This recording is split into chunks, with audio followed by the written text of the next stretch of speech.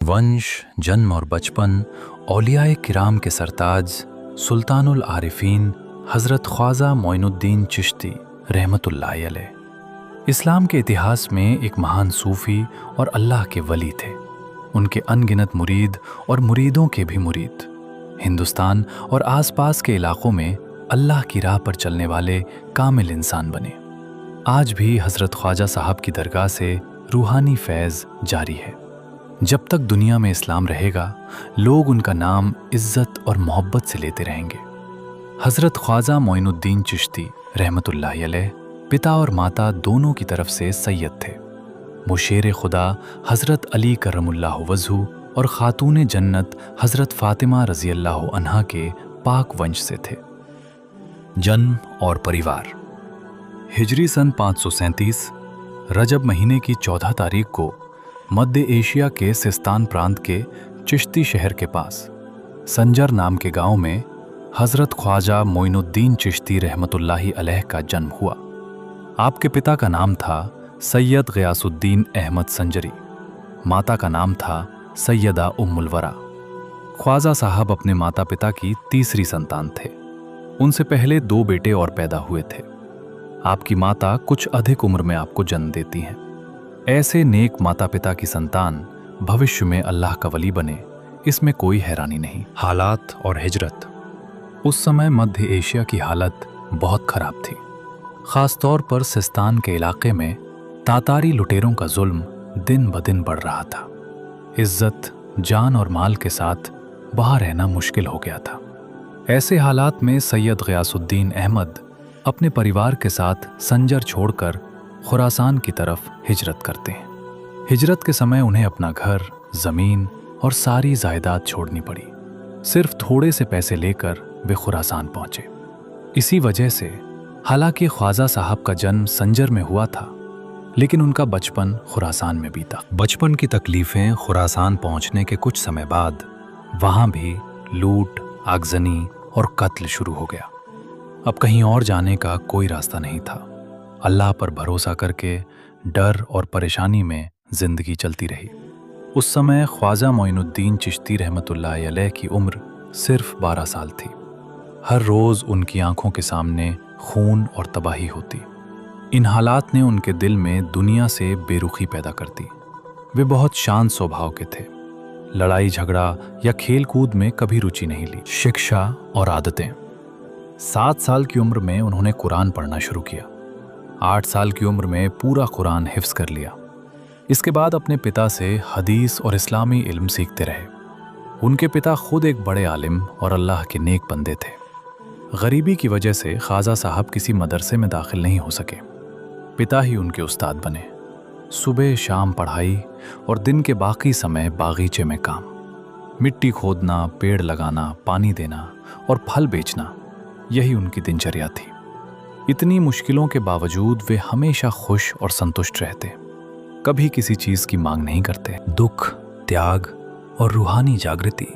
जब हज़रत ख्वाजा मोइनुद्दीन चिश्ती रहमतुल्लाहि अलैह किशोर अवस्था में पहुँचे, तभी उनकी ज़िंदगी में एक के बाद एक बड़े इम्तिहान आने लगे। सिर्फ 15 साल की उम्र में पहले उनके पिता सैयद ग़ियासुद्दीन अहमद का इंतकाल हो गया। कुछ ही समय बाद उनकी माँ सैयदा उम्मुल वरा भी इस दुनिया से रुखसत हो गई। कम उम्र में ही माँ बाप का साया सर से उठ गया। ये दुख उनके दिल को और भी नरम बना गया। दुनिया की मोहब्बत उनकी नज़र में धीरे धीरे कम होती चली गई। अल्लाह की याद उनके दिल में और गहरी हो गई। माता पिता के इंतकाल के बाद भाई अपने अपने रास्ते चले गए।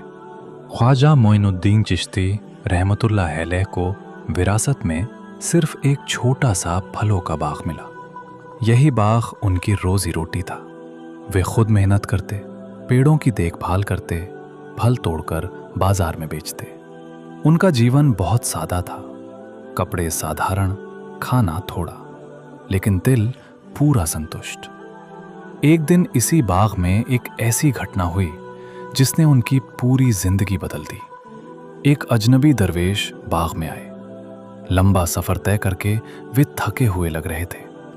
ख्वाजा साहब उन्हें आदर से बैठाते हैं, खुद अपने हाथ से फल ला कर देते हैं, पूरे अदब और प्यार से खिदमत करते हैं। दरवेश बहुत खुश होते हैं। कुछ देर ख्वाजा साहब को गहराई से देखते रहते हैं। फिर वे एक फल लेते हैं, उसे अपने मुंह से चबाकर उसका एक हिस्सा ख्वाजा साहब को खाने के लिए देते हैं। जैसे ही ख्वाजा साहब वो फल खाते हैं, उनके दिल में अजीब सी रोशनी भर जाती है। दिल कांप उठता है, आंखों से आंसू बहने लगते हैं। उन्हें ऐसा लगता है जैसे कोई उन्हें अंदर से पुकार रहा हो। उसी पल उन्हें यह एहसास होता है कि ये दुनिया उनका असली घर नहीं। उसी दिन वे फैसला करते हैं कि अब वे इस बाग से भी दिल हटा लेंगे। वे बाग बेच देते हैं। जो भी पैसा मिलता है सब अल्लाह की राह में दान कर देते हैं। अपने लिए कुछ भी नहीं रखते। इसके बाद वे इल्म की तलाश में घर छोड़ देते। वे पहुंचते हैं इस्लामी इल्म के बड़े केंद्र बुखारा शहर में। वहाँ वे दाखिल होते हैं मशहूर आलिम हज़रत हिसामुद्दीन बुखारी रहमतुल्लाह अलैह के मदरसे में। लगातार 7 साल वे वहीं रहते हैं। कुरान, हदीस, फ़िक़्ह और तफसीर का गहरा अध्ययन करते हैं। वे बहुत होशियार छात्र थे। कम समय में बहुत इल्म हासिल कर लेते हैं। लेकिन इल्म के साथ साथ उनका दिल कुछ और भी खोज रहा था। सिर्फ किताबों का इल्म नहीं, बल्कि अल्लाह का करीब होना। यही तलाश उन्हें ले जाती है एक महान पीर के पास। वे बैत होते हैं हज़रत ख्वाजा उस्मान हारूनी रहमतुल्लाह अलैह के हाथ पर। यहीं से उनकी ज़िंदगी का नया दौर शुरू होता है। लगातार 20 साल वे अपने पीर की खिदमत में रहते हैं। रोज़ा, इबादत, ज़िक्र और मेहनत से अपने नफ्स को पाक करते हैं।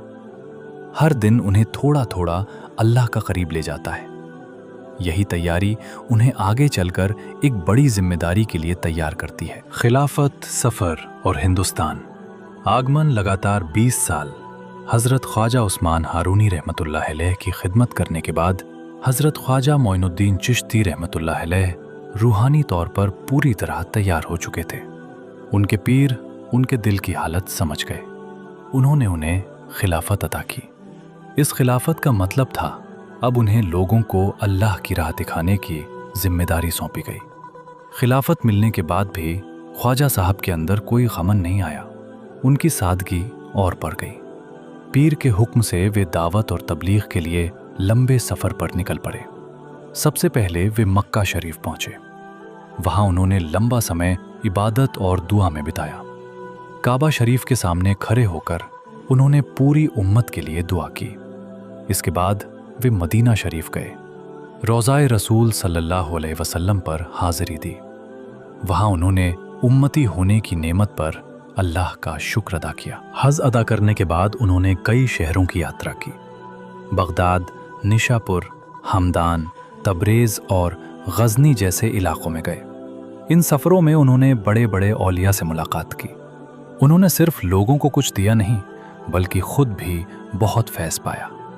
हर मुलाकात उनके दिल को और मजबूत करती गई। एक दिन हज़रत ख्वाजा उस्मान हारूनी रहमतुल्लाह अलैह ने उनसे फरमाया, ए मोइनुद्दीन, अल्लाह ने तुम्हें हिंदुस्तान की ज़मीन के लिए चुन लिया है। ये सुनकर ख्वाजा साहब कुछ पल के लिए खामोश हो गए। उस समय हिंदुस्तान अशांति और जुल्म से भरा हुआ था, लेकिन पीर के हुक्म के सामने उन्होंने कोई सवाल नहीं किया। अल्लाह पर भरोसा करके उन्होंने हिंदुस्तान की ओर सफ़र शुरू किया।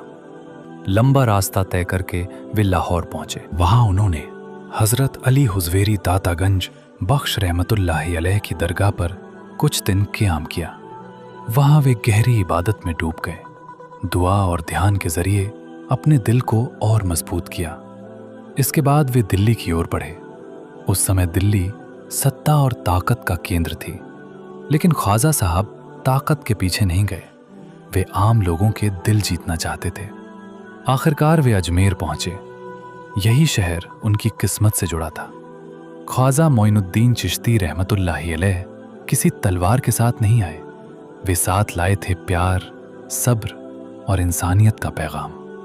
उन्होंने अजमेर में अपनी खानकाह कायम की। जल्द ही गरीब, मजबूर और दुखी लोग उनकी तरफ आने लगे। उनकी मीठी बात, नर्म व्यवहार और बेलोब मोहब्बत लोगों के दिलों को छूने लगी। धीरे धीरे हिंदुस्तान की धरती पर चिश्ती सिलसिले की रोशनी फैलने लगी। ये रोशनी आने वाले समय में लाखों दिलों को अल्लाह से जोड़ने वाली थी। अजमेर की घटनाएं, करामात और दिलों की जीत। अजमेर पहुंचकर हज़रत ख्वाजा मोइनुद्दीन चिश्ती रहमतुल्लाह अलैह ने किसी राजमहल में ठहरना पसंद नहीं किया। उन्होंने एक सादा सी जगह चुनी और वहीं अपनी खानकाह कायम की। ये खानकाह सिर्फ इबादत की जगह नहीं थी, बल्कि दुखी और मजबूर लोगों का सहारा बन गई। गरीब, बेसहारा, बीमार और भूखे लोग यहाँ आने लगे। हैरानी की बात यह थी कि दूसरे धर्मों के लोग भी बेझिझक ख्वाजा साहब के पास आते थे, क्योंकि वे किसी को धर्म के नाम पर अलग नहीं करते थे। ख्वाजा साहब कहा करते थे, इंसान से मोहब्बत अल्लाह से मोहब्बत का रास्ता है। खानकाह में लंगर की शुरुआत की गई। जो भी आता उसे खाना जरूर मिलता। यह खाना सिर्फ पेट नहीं भरता था, बल्कि लोगों के दिल को सुकून देता था। धीरे धीरे अजमेर का माहौल बदलने लगा। लोगों के दिलों में डर कम होने लगा। आपसी नफरत धीरे धीरे कमजोर पड़ने लगी। लेकिन हर बदलाव सबको अच्छा नहीं लगता। कुछ प्रभावशाली लोग ख्वाजा साहब की बढ़ती लोकप्रियता से जलने लगे। उन्होंने ख्वाजा साहब को अजमेर से हटाने की साजिशें शुरू कर दी।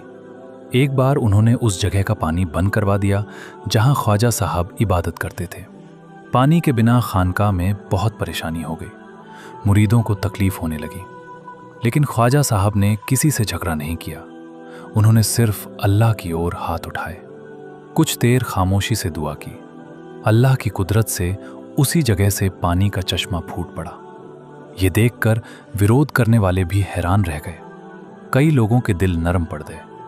उन्हें समझ आ गया कि ये कोई आम इंसान नहीं है। एक और घटना में एक बीमार व्यक्ति ख्वाजा साहब के पास मदद के लिए आया। ख्वाजा साहब ने उसके लिए दुआ की। अल्लाह के हुक्म से वो व्यक्ति ठीक हो गया। ये खबर तेजी से पूरे अजमेर में फैल गई। लेकिन ख्वाजा साहब ने कभी भी इन घटनाओं को अपनी ताकत नहीं कहा। वे हमेशा कहते, सब कुछ अल्लाह की रहमत से होता है। वे लोगों को इस्लाम की बात ज़बरदस्ती नहीं बताते थे। वे अपने अच्छे व्यवहार, सच्चाई और नम्रता से लोगों को करीब लाते थे। लोग खुद ही पूछते, आपका रास्ता क्या है? और यही वजह थी कि बहुत से लोग उनके चरित्र से प्रभावित होकर इस्लाम कबूल करते थे। अजमेर धीरे धीरे एक रूहानी केंद्र बन गया। दूर दूर से लोग यहाँ आने लगे। ख्वाजा मोइनुद्दीन चिश्ती रहमतुल्लाह अलैह हमेशा एक ही बात सिखाते रहे, नफरत मत फैलाओ, मोहब्बत बांटो। यही शिक्षा उनके नाम को अजमेर के दिल में हमेशा के लिए जिंदा कर गई। वफात, आखिरी नसीहत और हमेशा जिंदा रहने वाला पैगाम। सालों तक हज़रत ख्वाजा मोइनुद्दीन चिश्ती रहमतुल्लाह अलैह अजमेर में रहे। इन सालों में उन्होंने न जाने कितने टूटे हुए दिलों को सहारा दिया। गरीबों को इज्जत मिली, भूखों को खाना मिला, डरे हुए लोगों को हिम्मत मिली। लोगों की जिंदगी धीरे धीरे बदलने लगी। नफरत की जगह मोहब्बत ने ले ली, डर की जगह सुकून आने लगा। लेकिन दुनिया में कोई भी हमेशा नहीं रहता। लंबी इबादत, कड़ी मेहनत और लोगों की खिदमत के बाद ख्वाजा साहब को अंदर से महसूस होने लगा कि अब मुलाकात का वक्त करीब है। वफात से पहले वे ज़्यादा वक्त इबादत में बिताने लगे। कम बोलते, ज़्यादा सोचते। दिल पूरी तरह अल्लाह की याद में डूबा रहता। एक दिन उन्होंने अपने खलीफाओं और मुरीदों को अपने पास बुलाया। नर्म आवाज़ में उन्हें आखिरी नसीहत दी। उन्होंने फरमाया, गरीबों से मोहब्बत करना, कमज़ोरों को कभी नीचा मत समझना, किसी का दिल मत तोड़ना, क्योंकि इंसान का दिल तोड़ना काबा शरीफ को तोड़ने से भी ज़्यादा बड़ा गुनाह है। फिर उन्होंने कहा, दीन की दावत ज़बान से कम, अपने अमल से ज़्यादा देना। तुम्हारा व्यवहार तुम्हारी सबसे बड़ी पहचान होगा। इसके बाद वे अपने कमरे में अकेले चले गए। पूरी रात इबादत में गुजरी, जिक्र चलता रहा, आंखों से आंसू बहते रहे। फिर रजब महीने की 6 तारीख हिजरी सन 633 में फजर के वक्त उन्होंने अल्लाह की पुकार पर लब्बैक कहा। इस तरह एक महान वली इस दुनिया से रुखसत हो गए। उनकी वफात की खबर सुनते ही पूरा अजमेर गम में डूब गया। मुसलमान ही नहीं, दूसरे धर्मों के लोग भी रो पड़े, क्योंकि उन्होंने सिर्फ एक सूफी को नहीं, एक सच्चे इंसान दोस्त को खोया था। अजमेर में ही उन्हें सुपुर्द खाक किया गया। यही जगह आगे चलकर अजमेर शरीफ दरगाह के नाम से मशहूर हुई। आज भी दुनिया के कोने कोने से लाखों लोग यहाँ आते हैं। कोई दुआ लेकर आता है, कोई उम्मीद लेकर, कोई सिर्फ दिल का सुकून ढूंढने आता है। ख्वाजा मोइनुद्दीन चिश्ती रहमतुल्लाह अलैह आज हमारे बीच जिस्मानी तौर पर नहीं है, लेकिन उनकी तालीम आज भी जिंदा है। उन्होंने हमें सिखाया, दीन का मतलब सिर्फ रस्में नहीं, अच्छा इंसान बनना है। मोहब्बत के बिना कोई दावत पूरी नहीं, नम्रता के बिना कोई इबादत मुकम्मल नहीं। इसी वजह से ख्वाजा गरीब नवाज रहमतुल्लाह अलैह सदियों बाद भी लोगों के दिलों में जिंदा है। आखिरी बात, जो तलवार से नहीं मोहब्बत से दिल जीत गया, वही था ख्वाजा गरीब नवाज रहमतुल्लाह अलैह।